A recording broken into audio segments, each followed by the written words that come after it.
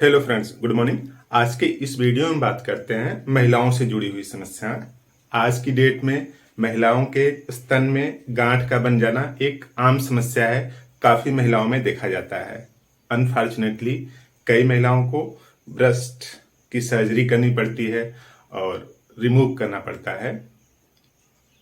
स्थिति भयावह हो जाती है, लेकिन अगर सचेत रहें, कुछ चीजें अगर आप समझते रहें तो ये स्थिति नहीं आ पाती, सर्जरी की स्थिति नहीं आएगी।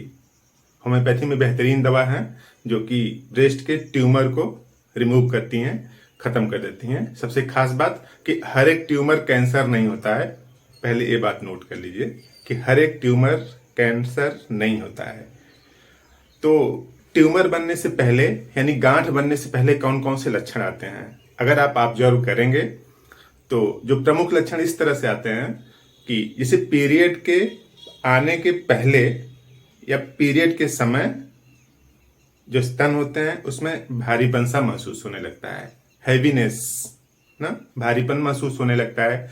सीढ़ी चढ़ने पर या फिर सीढ़ी चढ़ उतरने पर स्तनों में हल्का सा पेन या भारीपन आने लगता है।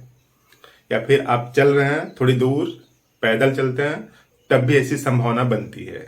तो पैदल चलने पर, सीढ़ी चढ़ने उतरने पर, या फिर पीरियड के पहले या पीरियड के समय अगर स्तन में भारीपन आता है तो उसका संबंध हार्मोन इम्बैलेंस से है। देखिए, जैसे यहाँ पे पीरियड है, मान लीजिए पीरियड अभी चल रहा है ना, इस समय अगर ब्रेस्ट में हैवीपन आए, भारीपन आ रहा है तो उसका संबंध यहां से है। देखिए, पीरियड जब स्टार्ट हो जाता है तो कई हार्मोन का स्तर जरूरत के हिसाब से कम और ज्यादा होता है, तो उसकी एक प्रॉपर रेशियो होती है। उसी रेशियो में पीरियड ठीक से आता है और यहाँ पे कोई इम्पैक्ट नहीं पड़ता है। अगर यहाँ के जो हार्मोन है उनका रेशियो नॉर्मल से कुछ ज्यादा हुआ या कम हुआ, मतलब एबनॉर्मल हुआ, तो उसका एक यहां पे दिखेगा इम्पैक्ट, यानी ये इंडिकेशन है। तो शरीर में कोई भी बीमारी आती है उसके पहले कुछ इंडिकेशन वो देने लगती है। उसी इंडिकेशन को अगर आप समझ लें तो वो अर्ली स्टेज होती है और उसमें आसानी से ट्रीटमेंट संभव है किसी भी मेडिसिन द्वारा। तो आज का वीडियो ब्रेस्ट ट्यूमर के लिए, और जो मेडिसिन है एस्टेरियस रुबेंस है, बेहतरीन तरीके से काम करती है एस्टेरियस रुबेंस। कैसे लिया जाए उसके पहले हम लोग ये समझ लेते हैं कि इसके इंडिकेशन क्या हैं। तो देखिए, इंडिकेशन इस तरह से, neurology of left breast and arm. Left side का जो ब्रेस्ट है उसमें चुभने जैसा दर्द होता है, न्यूरोलॉजिक पेन होता है, और वो उसी तरफ के हाथ तक यानी लेफ्ट हैंड तक भी पहुंच जाता है। तो लोग घबराने लगते हैं, कंफ्यूज होते हैं कि हार्ट का पेन है कि ब्रेस्ट का पेन है। तो ब्रेस्ट वाला पेन अगर आर्म तक पहुंचता है तो हार्ट का नहीं है।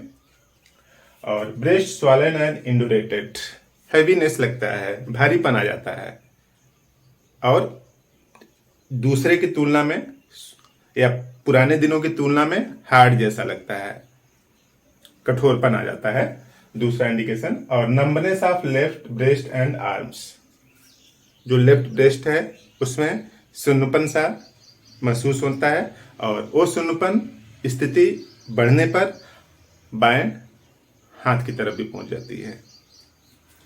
और फोर्थ इंडिकेशन है axillary gland swollen hard and noted, यानी जो लेफ्ट ब्रेस्ट है उसी की तरफ के एक्सिलरी ग्लैंड जो अंडर आर्म होते हैं उधर पाए जाते हैं। जैसे मान लीजिए कि इस तरह से शरीर है पूरी, इस तरह से यहाँ पे हाथ ऐसे यहाँ पे लगा हुआ, यहाँ पे इस तरह से ब्रेस्ट है। तो मान लीजिए लेफ्ट साइड का है तो यहाँ पे इंडुलेशन होगा, हार्डनेस होगा, और इसी टाइप का जो अंडर आर्म होते हैं वहां पे एक्सिलरी ग्लैंड पाई जाती हैं, और वो एक्सिलरी ग्लैंड स्वलन हो जाती है, वो भी कठोर होने लगती हैं। लिम्फेटिक्स टिश्यू पाए जाते हैं। तो axillary gland hard and knotted. और cancer of mammary gland even in the ulcerative stage. Book में लिखा है कि अगर अल्सरेटिव स्टेज में यानी अल्सर जैसा घाव जैसा बन गया है, उस स्टेज तक में एस्टेरियस रूबेंस अच्छा काम करती है। तो चाहे प्राइमरी स्थिति हो, चाहे सेकेंडरी हो या फिर टर्सरी स्थिति हो, उन सब में एस्टेरियस रूबेंस को यूज कर सकते हैं। और pain of breast radiated to left arm and fingers. जो ब्रेस्ट का पेन है, जो स्तन का पेन है, वो रेडिएट कर जाता है, ट्रांसफर हो जाता है लेफ्ट हाथ तक और इवन लेफ्ट फिंगर तक। तो इस तरह से ये इंडिकेशन है। नियर बाय में किसी को भी ऐसी दिक्कत हो रही हो तो आप उनको बताएं और इस समस्या से उनको निजात दिलाएं। महिलाओं में खास तौर से ये समस्या जब आती है तो काफी लेट स्थिति में दूसरों को, घर वालों को बताती हैं, काफी दिनों तक खुद ही झेलती रहती हैं। उनको लगता है कि नॉर्मल स्थिति है, कुछ दिनों में ठीक हो जाएगा। लेकिन अर्ली स्टेज में जितना अर्ली आप समझ जाएंगे उतना अर्ली और उतना आसानी से इसका ट्रीटमेंट हो सकता है। तो किसी को भी ऐसी समस्या हो तो इसको आप शेयर करें और आप उसको बताइए कि एस्टेरियस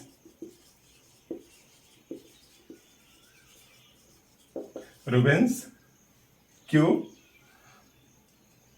लें इसका, और इसका 10 बूंद 3 टाइम।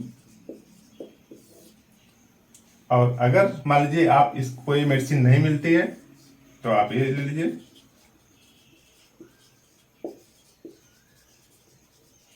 ये 30 पावर की और इसका 4 बूंद सुबह शाम लीजिए।